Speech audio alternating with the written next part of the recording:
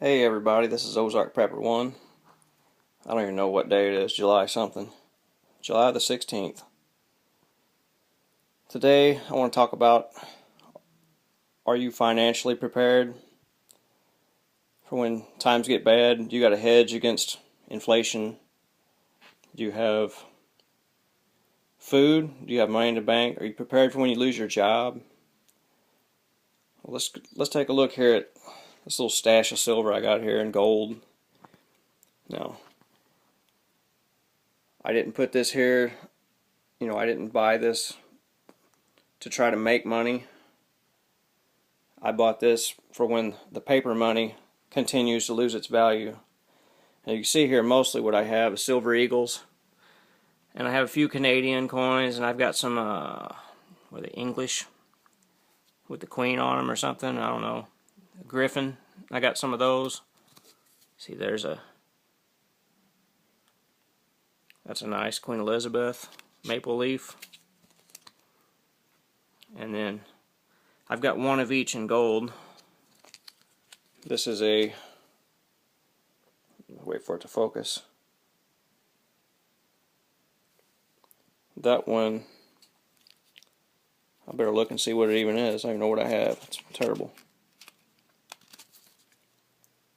A pound.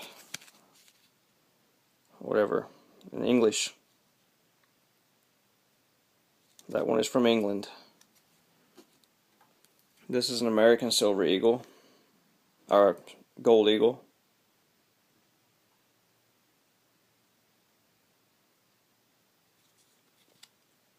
Maybe I should cash these in and get a good camera. This is a Canadian maple leaf.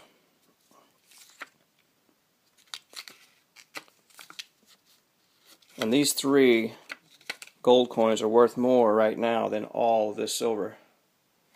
And if I wanted to carry it with me, I got it all in one hand. That's something to think about. You don't have to buy ounces. You can buy grams if you have to.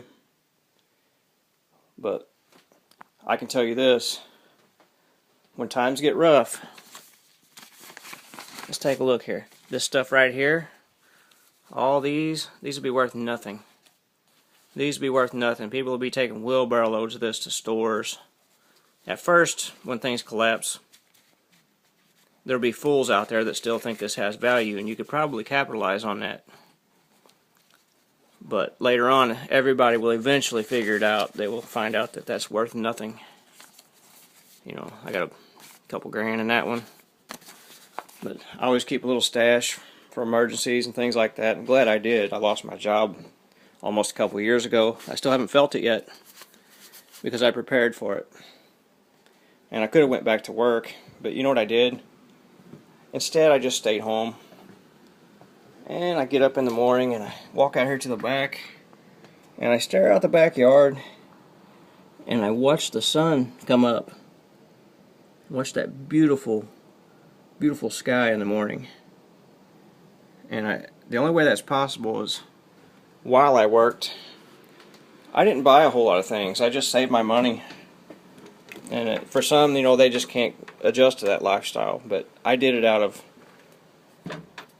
lessons from the past. I've lost my job before, and I've been in that struggling situation. I've been in a situation before that I was starving. I never had any food. I got to where I weighed probably 114 pounds or something. And it finally took, that didn't wake me up. It woke me up when, say, my father walked through the door, and I could see the worry in his eyes. He was worried. He's like, "Son, what's wrong with you?" And I had too much pride to ask for help. But look at this. That's not a whole lot. What is that? That's maybe, if a guy's conservative throughout the year, you could make it on a year with that, easy. Yeah, you could make it a year with that. That's a lot of food, pretty much. There's a tote, never mind the mess, but there's a tote right there that's full of spaghetti and noodles and beans. And then we got the food storage here. I got another thing of that. I got one of them big old containers of meat, and then some food supply there. let's take a walk through this fucking shack, and I'll show you some more stuff here. Go in the kitchen here. Now, we've had guests here, you know, relatives stay here, nieces and stuff, and they made us out of our house this past month, but look at this. I don't know if you can see that, but I've got, you know, case after case after case. I mean, you can't see nothing back there, but there's, I can drag them out right here. Let's see. There's 1, 2, 3, 4, 5, 6 cases of that right there. And it's usually full completely, and there's like one case in that cabinet. You can't see nothing, it's dark. But I usually keep these cabinets, I mean, absolutely full. I usually keep that one completely full, and that one too. It's empty now. That one had like 25 cans of ham in it at one time, and like 2 or 3 cases of pasta or beefaroni or something, I don't know. But it's a good idea to live like things can change tomorrow, because they can. And all you have to do is just look at the events happening around the world in other countries and things, and even our country it happens. Ask those people in Puerto Rico how they're doing. You know, the power still hasn't came on in some places. And what's it been, over a year? Well over. But it doesn't hurt to put things back, and it doesn't put you out to do that. You can still live your lifestyle. All you have to do is have a little sacrifice. If you're willing to sacrifice, say, you know, take 6 months and don't go out. Don't go out to eat. Don't party. Don't buy things on bank loans that you can't pay. If you can't afford it with cash, don't take a loan out to buy it. And if you can afford something with cash, wait until you can buy it twice. If you can buy it twice, then buy it once. Then you still have all that cash.